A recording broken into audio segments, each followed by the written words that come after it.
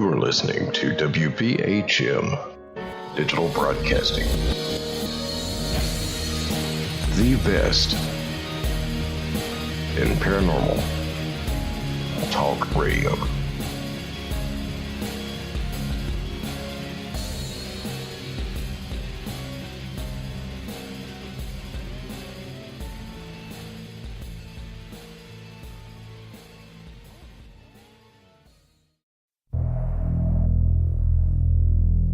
Welcome to the Paranormal Experienced radio show with your host, Kat Hobson. We're here to learn all we can about every type of experience within the paranormal. There will be interviews with seasoned investigators of the spiritual realm, including ufologists, cryptozoologists, psychics, mediums, authors, and creators of technology, and others with credible knowledge to share. Together, we will find out what brought these investigators of the unknown into the field and learn what keeps them working so hard in it. I'm interested in learning how these individuals go about their work, and I believe you are too. This program is all about bringing those who are in the field together with our listeners who are interested in what they find. For us, the paranormal is all about working with and supporting each other. We're all here seeking answers to the questions that bother us so. Now, let's get those answers. And enjoy the show.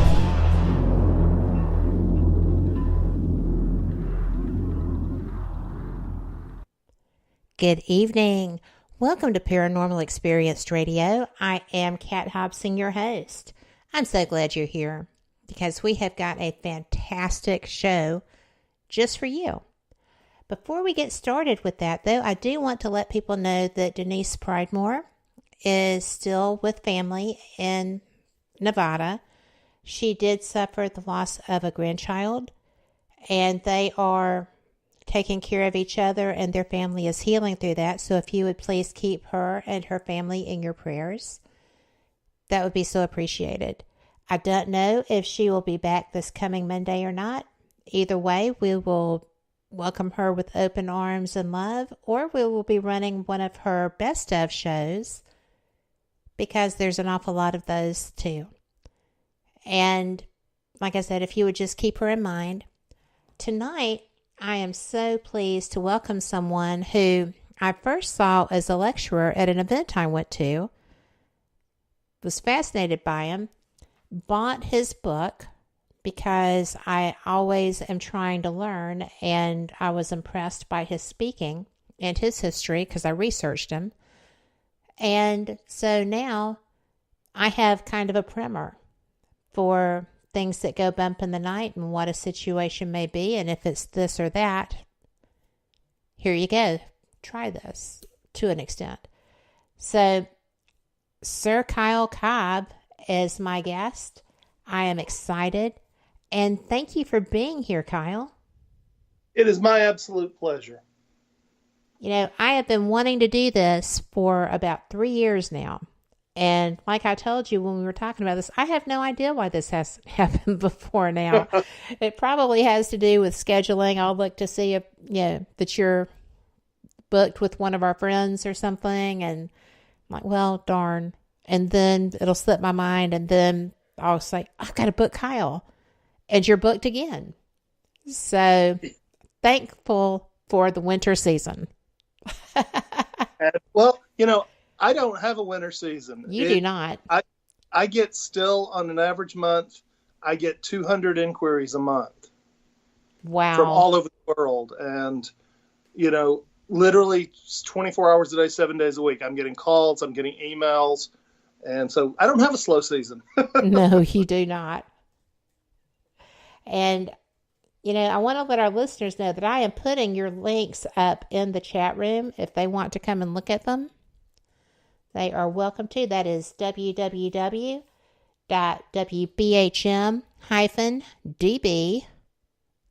as in digital broadcasting.com. It is an HTTPS link. You're safe and sound with your web travels there, so feel free. But, when I was perusing these, because I knew about everything else except for Last Gasps, it took me by surprise. So I want to talk about how you got involved with that. But when I was reading your bio all those many moons ago, you actually began your quest when you lost your dad. Yeah. If I'm not mistaken. And it just kind of triggered something in you, didn't it? Yeah. But my whole life has kind of led me to where I am now. Even before my dad's death, I didn't realize it at the time, but I've been really lucky. I had when I was 12 years old, I had a college professor come back to start teaching middle school. And he was taking care of his dying parents. And he decided that I was part of the gifted program then, and we were his students, that he would give us a college level education on Greece and Greek mythology and Greek literature. So from age 12, every year then that I went forward, so he started in 7th grade, for the next 5 years, every time we would advance a grade, he would go up with us. How cool. And so, yeah, I mean, I ended up, by the time I was 14, 15 years old, I was reading the Ovid in Latin and, studying ancient Greek religions and its evolution. And so that just kind of laid the foundation. When my dad died, it kind of made me question the nature of God and the universe. I'd grown up Southern Baptist, and so I couldn't understand.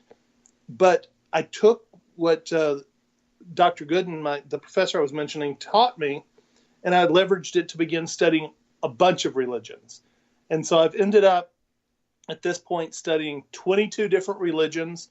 And as part of my quest, I began traveling the world. And so now I've done 59 countries. And, I'm still a student. I will be until I die. But it's been an amazing journey. And that's what got me ready to become, in the paranormal field, and to become I humbly say, at least something of a scholar, maybe isn't the right word, but I have extensively studied a lot of ancient texts to get me where I am. Well, I have gone through your website and tried to get through some of them. I took Latin, and while I was terrible in the classroom, I actually retained a lot more than I thought. And as I've gotten into some of my own research, I find it resurging here and there, not nearly enough. But the information that you offer freely on your websites, especially ghostsanddemons.com, is really generous. Well, the Last Gasps website is one of actually taken a lot of the content from my book, and I've made sure to put it out there. The other thing is, as part of that website too, the haunted histories. One of the things that always frustrated me, you see a certain television host that gets possessed every week, go to a location, and the history they give you is the Wikipedia quick version, and none of it's true. And that always would just drive me nuts. And so one of the things I've made it a point to put on my website is I've tried to actually put real histories. So when people go and do a Google search, it comes up with a real history version. Ironically, I've gone back and tried to take some of my research and put it on Wikipedia, and it keeps getting eliminated. So I'm like, do you want the real truth or not? It gets eliminated? Yeah, how you add to it, eventually an editor will come back and say, well, that can't possibly be true, even though I've got 50 footnotes for the sources. It's weird. That is weird, because usually somebody has to come and say, this isn't true, or isn't that I mean, because I know that you can do your own Wikipedia. Yeah, you can do your wiki, but like when you do an entry or modify an existing entry, they have an editor structure. Ah. And for public sites like some of those and for public figures, the editors will sometimes challenge what's there. And so it's just been ironic because they'll be like, well, it clearly is true because it was talked about on this TV show. Yes. Okay. Yeah, so. Well, at least you're not telling them because it was on the internet. Right. So. Right. And that's and they're one part of the the reason for that. Yeah. One of the things I actually have taken pains to do, and you've gotten some of my books, and I have. I make sure that every book I write, everything I write, is cited. Yep. I want to prove that I'm not making the stuff up, but more importantly, the hope is like I've got the book, the Disturbed Destinations book, and that's like 26 locations, most of them in the South, that are allegedly haunted. Well, even if what I have access to now for a history, even if more documents are discovered, I want some historian to be able to pick up my book and at least look at the citations and do their own research from that. So I look at every one of my books as a tool for someone smarter than me later on to use. That's a hard role to fill. Well, I don't know. Your knowledge base is astounding, and it's because you've put the work in. How long has it been that you've been traveling? Is it 30 years?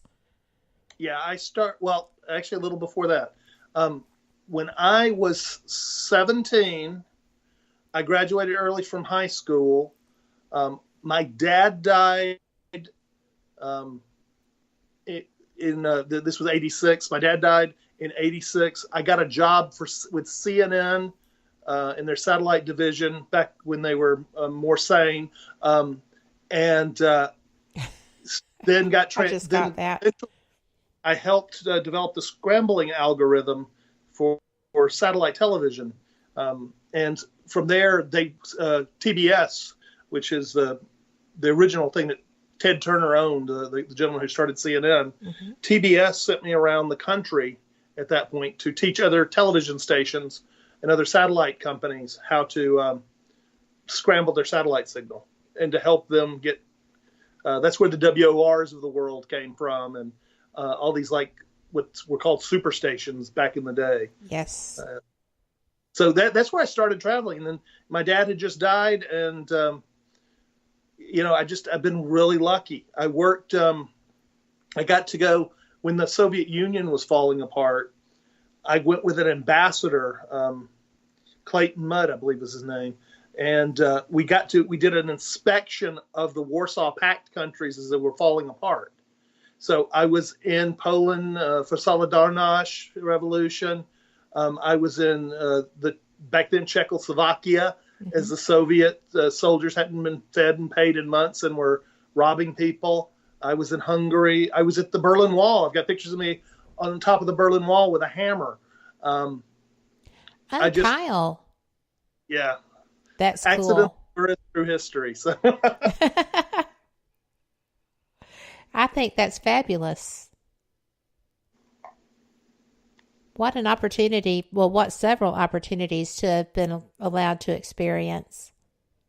And part of it is just dumb luck. And part of it has been when I was a kid, I guess in high school, I had a speech teacher. Her name was Pat Lee, and she made a real impression on me, as well as Dr. Gooden, the professor who taught me the Greek stuff. Pat Lee, though, said, when she was younger, there was an opportunity to be involved in the theater company. And it wasn't anything major, but every time they said, will you do something? The answer was always yes. And over the years, giving that answer yes, eventually gets your ring of keys and you become the authority. Yes. And that's been my life. When someone says, Kyl, do you want to do something? Even if it's not